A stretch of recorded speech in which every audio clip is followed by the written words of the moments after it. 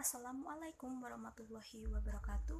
Sini saya Emma Kusmawati, kelas 4B dengan NPM 5021174, program studi Pendidikan Guru Sekolah Dasar dengan mata kuliah Telaah Kurikulum dan dosen pengampu Tio Gusti Satria, MPD.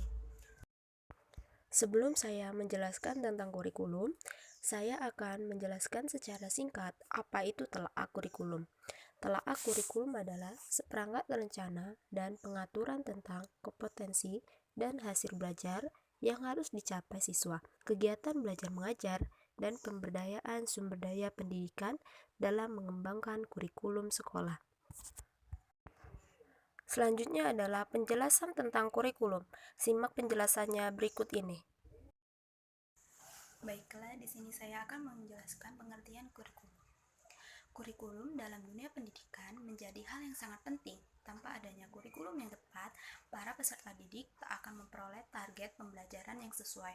Seiring berkembangnya zaman, kurikulum dalam dunia pendidikan pun terus mengalami perubahan. Semuanya disesuaikan dengan kebutuhan peserta didik di eranya masing-masing. Dengan penyesuaian tersebut, diharapkan setiap peserta didik dapat menyesuaikan diri dengan baik di masyarakat kelak. Kurikulum berisi sekumpulan rencana, tujuan, dan materi pembelajaran, termasuk cara mengajar yang akan menjadi pedoman bagi setiap mengajar supaya bisa mencapai target dan tujuan pembelajaran dengan baik.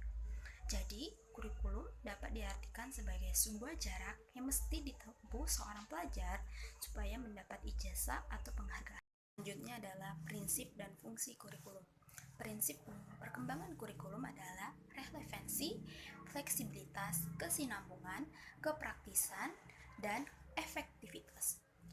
Selanjutnya, fungsi kurikulum. Seperti yang telah disebutkan dalam pengertian kurikulum, di mana segala hal tentang pembelajaran peserta didik di sekolah akan dituangkan di dalamnya. Maka, kurikulum memiliki fungsi yang penting. Adapun fungsi dari kurikulum yang pertama, fungsi penyelenggaraan, antara lain fungsi integritas. Fungsi ini diartikan bahwa kurikulum dapat menjadi alat yang akan membentuk pribadi-pribadi peserta didik yang utuh dan berintegritas di masyarakat melalui dunia pendidikan. Yang selanjutnya, fungsi persiapan. Fungsi ini diartikan bahwa kurikulum mampu memberikan modal atau persiapan bagi peserta didik untuk mempersiapkan diri memasuki jenjang berikutnya, termasuk siap untuk hidup di masyarakat. Yang kedua, fungsi bagi pihak terlibat atau terkait. Yang pertama, bagi guru mata pelajaran.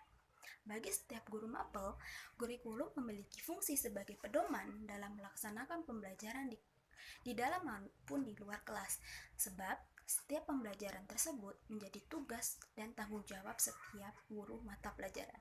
Yang selanjutnya, bagi peserta didik. Kemudian, yang ketiga, bagi peserta didik yang menjadi target dari adanya kurikulum.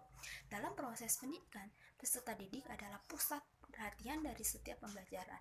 Maka dari itu, kurikulum berfungsi untuk menjadi acuan bagi para peserta mengenai apa saja program-program pendidikan yang harus dipelajari dan dipahami, serta apa saja target pembelajaran yang harus mereka capai di setiap jenjangnya. Selanjutnya adalah dasar dan tujuan kurikulum. Konsep dasar dari kurikulum adalah alat untuk mencapai tujuan pendidikan sekaligus digunakan sebagai pedoman untuk bisa melakukan proses pembelajaran dengan berbagai macam jenis dan tingkat pendidikan. Yang selanjutnya, tujuan kurikulum. Tujuan kurikulum yaitu sebagai alat pendidikan untuk menghasilkan siswa yang berintegrasi.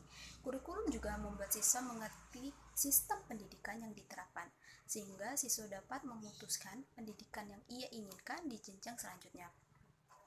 Tujuan kurikulum juga untuk memeratakan pendidikan di dalam negeri, membimbing serta mendidik siswa agar menjadi pribadi yang cerdas, berpengetahuan tinggi, kreatif, inovatif, bertanggung jawab, dan siap masuk dalam kehidupan bermasyarakat. Kurikulum memiliki sifat dinamis, dapat disesuaikan dengan perkembangan zaman. Maka dari itu, tak heran apabila di Indonesia kurikulum mengalami perubahan dari masa ke masa. Kurikulum yang sekarang masih berlaku diantaranya yang pertama, kurikulum berbasis komputer atau KBK tahun 2004. Yang kedua, kurikulum tingkat satuan pendidikan atau KTSP 2006. Yang ketiga, kurikulum 2013 atau K13, dan yang keempat kurikulum merdeka. Baiklah, terima kasih. Itulah penjelasan dari saya. Kurang dan lebihnya saya mohon maaf. Saya akhiri. Wassalamualaikum warahmatullahi wabarakatuh.